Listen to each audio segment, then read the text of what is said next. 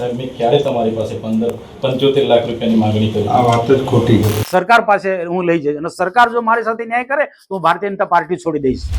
ભરૂચના સાંસદ મનસુખ વસાવાએ ભાજપમાંથી રાજીનામું આપી દેવાની ચીમકી ઉચ્ચારી. મનસુખભાઈના આ નિવેદનથી ખળભળાટ મચી ગયો. વાત કંઈક એવી છે કે મનસુખ વસાવાએ થોડા દિવસ પહેલા એવો આરોપ લગાવ્યો હતો કે ચૈતર વસાવા જિલ્લા સંકલનની બેઠકોમાં સવાલો કરે છે અને પછી એ સવાલોના આધારે અધિકારીઓ પાસેથી રૂપિયાનો તોડ કરે છે. આવી જ રીતે ચૈતર વસાવાએ જિલ્લા બાંધકામ વિભાગના કાર્યપાલક ઇજનેર એસકે મોદી પાસેથી 75 લાખ રૂપિયા માંગ્યા હોવાનો આરોપ લગાવાયો. મનસુખભાઈએ ત્યાં સુધી કહ્યું કે મને આ વાત ખુદ કલેક્ટરે કરી હતી. એટલે ચૈતર વસાવા સીધા જ કલેક્ટર પાસે પહોંચ્યા અને પૂછી લીધું કે સાહેબ મેં ક્યારે 75 લાખ માંગ્યા. જો કલેક્ટરે આવી કોઈ વાત થઈ હોવાનો ઇનકાર કરી દીધો એટલે મનસુખભાઈ એકલા પડી ગયા અને ભાજપ છોડવાની ચીમકી આપી દીધી.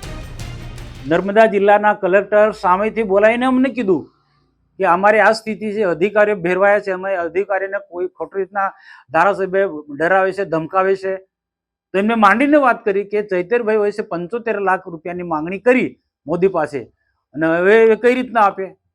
તો અમારા દેખતા જ એમને ફરી મોદીને બોલાયા. મોદીએ કલેક્ટરની હાજરીમાં વાત કરી.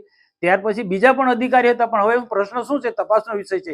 બીજા બધા પોલીસ વિભાગના પણ ઉચ્ચ અધિકારી હતા, એની સાથે પણ અમે વાર્તાલાપ કરી અને મોદીની હાજરીમાં, કાર્યપાલક ઇજનેરની હાજરીમાં, અને તે વખતે કાર્યપાલક ઇજનેરે કબૂલ કર્યું છે બધા લોકોની હાજરીમાં, કલેક્ટરની હાજરીમાં કબૂલ કર્યું છે.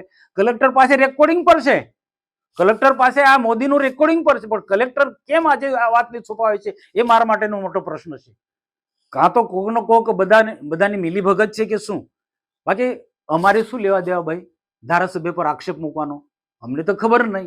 કલેક્ટરે જ્યારે મને ને જિલ્લા પ્રમુખને આમેથી કીધું કે આ અમારી પાસે આ પ્રકારના અમારા અધિકારી પાસે પૈસા માંગે છે, ત્યારે મેં કીધું ને એક પણ પૈસો નથી આપવાનો, કારણ કે અમને ટેવ પડી ગઈ છે.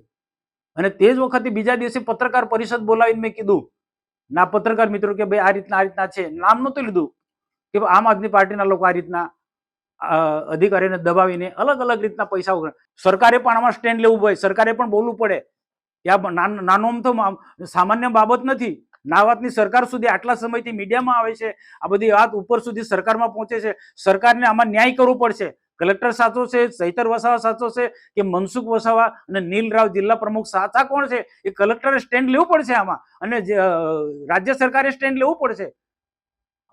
હું છોડવાનો નથી, હું સત્યની લડાઈ લડું છું, હું સાચો છું.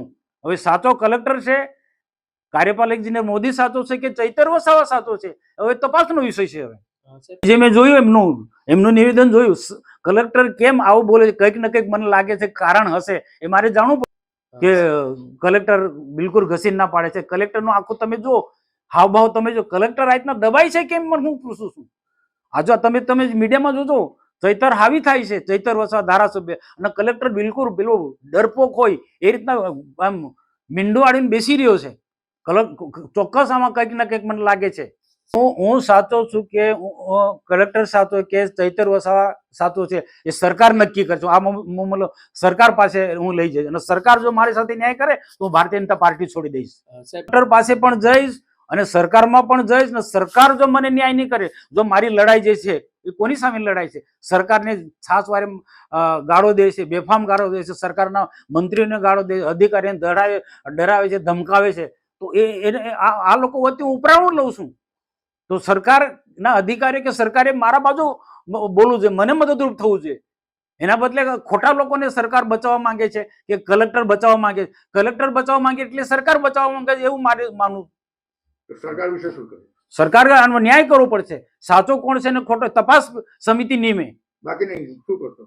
હું તો મુખ્યમંત્રીથી માંડીને બધાને લખે, હું એકલો નહોતો, મારી સાથે જિલ્લા પાર્ટીના પ્રમુખ નીલરાવ હતા અને અમે સામેથી પૂછ્યું નથી, સામેથી કલેક્ટર અમને બોલાવીને કીધું છે. તમે આવા પાયા વિહોણા એક સાંસદ તરીકે મારા પર આક્ષેપ કરો, મારી રાજકીય કારકિર્દી, મારી શાખને તમે નુકસાન કરવાનું કામ કરો, એ વ્યાજબી નથી. આજે કલેક્ટર સાહેબે નિડરતાથી ખુલાસો આપ્યો અને કહી દીધું કે આ તદ્દન પાયા વિહોણી ખોટી વાત છે. એટલે મનસુખભાઈ ફરી આવું અમારા પર પાયા વિહોણો આક્ષેપ નહીં કરે, નહીં તો અમે લીગલી કાર્યવાહી એમના પર કરાવીશું. વારંવાર તો ક્યાં છે, કાર્યક્રમ 15મી નવેમ્બરે થયો અને આ મહિનાની સંકલનમાં મને એમણે માહિતી આપી હવે જનતાના પૈસાના કાર્યક્રમ થયા તો અમે જનતાની સમક્ષ મૂક્યું છે. એમાં મનસુખભાઈને પેટમાં કેમ દુખે? મનરેગા કૌભાંડનો મેં ઉજાગર કર્યો ત્યારે એમને પેટમાં દુખ્યું. નલ સે જલ કૌભાંડની મેં વાત કરી ત્યારે એમને પેટમાં દુખે છે. અને જ્યારે આજે આ ખર્ચાઓના માટે મેં માહિતી માંગી ત્યારે પેટમાં દુખે છે. એટલે મને લાગે છે આ કોન્ટ્રાક્ટરો એમના જ છે. એટલા માટે એ ખોટી પાયા વિહોણી અમારા પર વાતો મૂકે છે. મનસુખ દાદા એક સાંસદ છે, હું ધારાસભ્ય છું. કોઈક પણ એવી ગંભીર રજૂઆતો હશે એમણે મને ધ્યાન પર મૂકવું જોઈએ. ડાયરેક્ટ પ્રેસ કોન્ફરન્સ કરીને 75 લાખ રૂપિયાની ચૈતર વસાવાએ તોડ કરી જેવી જે આક્ષેપ કરી છે એ ખૂબ જ ગંભીર બાબત છે. મારી શાખ અને મારી રાજકીય કારકિર્દી પર ખૂબ મોટું નુકસાન આનાથી થઈ રહેલું છે. હવે સવાલ એ ઉઠી રહ્યો છે કે ખરેખર સત્ય શું છે? સાંસદ ઉઠીને શું હવામાં વાતો કરી રહ્યા છે? શું કલેક્ટર ચૈતર વસાવા સાથે સાંઠગાંઠ ધરાવે છે? શું કલેક્ટર ચૈતર વસાવાથી ડરી રહ્યા છે? આ તમામ સવાલો પર સાંસદ, ધારાસભ્ય અને કલેક્ટર ત્રણેય ખુલાસો કરવો જોઈએ. 3 દિવસ પહેલા જ મનસુખ વસાવાએ ચૈતર વસાવાએ તોડપાણી કરવાનો આરોપ લગાવ્યો હતો.